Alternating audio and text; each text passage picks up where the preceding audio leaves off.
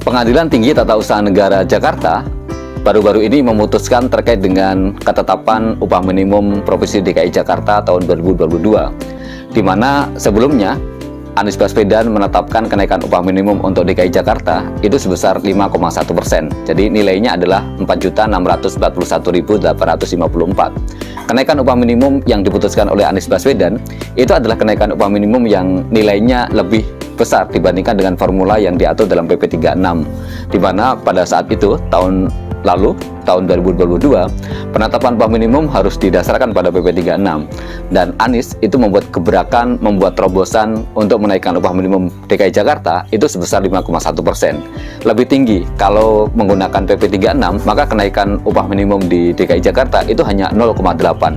Bayangkan Anies bisa menaikkan hingga 5,1%. Itulah yang kemudian menjadi dorongan, menjadi semacam penyemangat, menjadi semacam pengingat begitu bagi kaum buruh, peneguh hati untuk kemudian meminta gubernur-gubernur yang lain itu juga menetapkan hal yang sama, menetapkan keputusan upah minimum lebih tinggi dari yang diatur dari PP 36.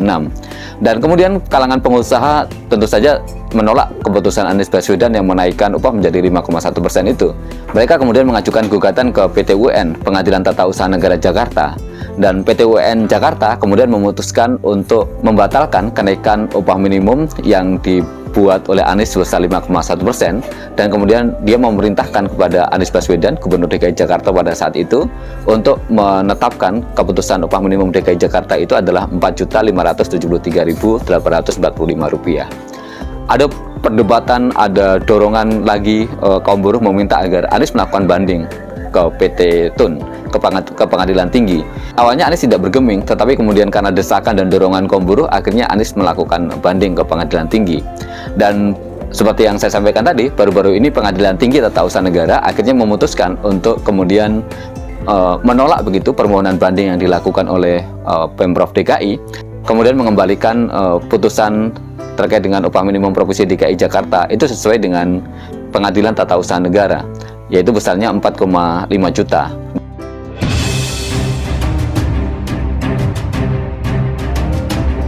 Ketika putusan itu muncul, kita tahu bahwa pejabat Gubernur DKI Jakarta, Heru Budi, kemudian dia menyampaikan di media siap mengikuti putusan. Ketika dikatakan bahwa Heru Budi siap mengikuti putusan, artinya dia juga siap untuk menurunkan upah minimum di DKI Jakarta yang tadinya adalah 4,6 juta sebagaimana yang diputuskan oleh Anies Baswedan, kemudian diturunkan menjadi 4,5 juta sebagaimana yang diputuskan oleh Pengadilan Tinggi Tata Usaha Negara.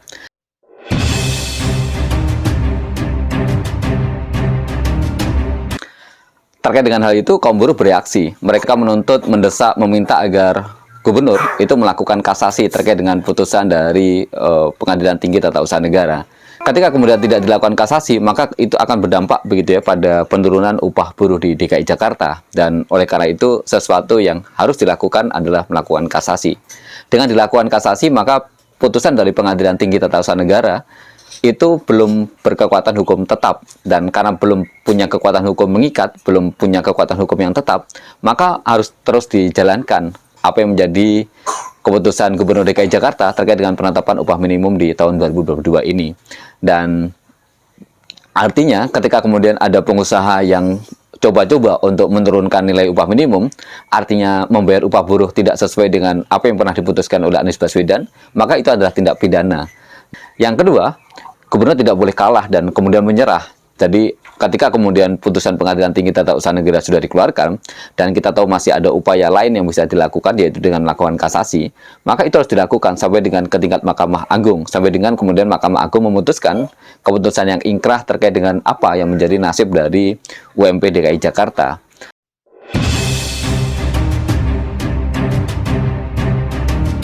Kita tahu dalam hitungan hari, upah minimum di tahun depan, tahun 2023, itu akan ditetapkan.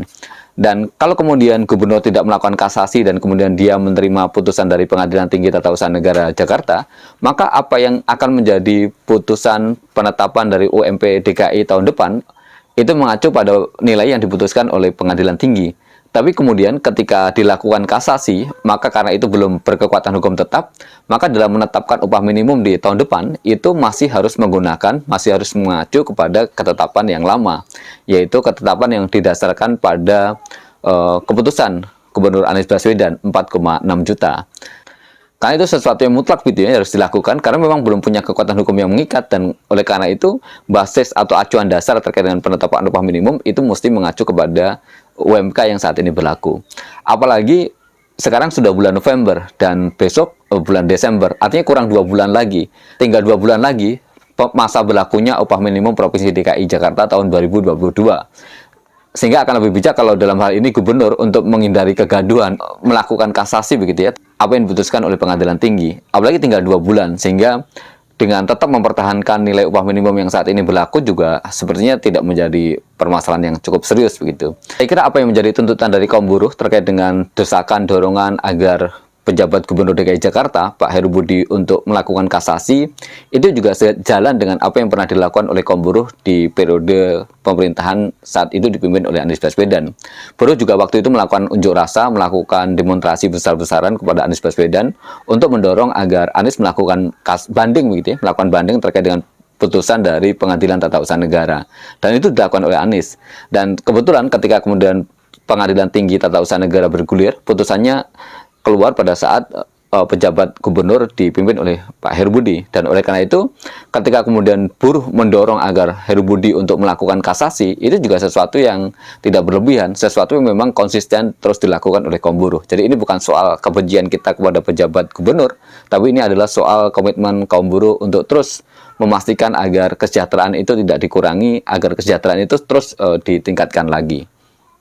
Pada akhirnya kita berharap Heru Budi juga melakukan langkah yang sama sebagaimana yang dilakukan oleh Anies Baswedan, yaitu berpihak kepada kepentingan kaum buruh untuk tidak menurunkan UMP DKI Jakarta. Salam solidaritas.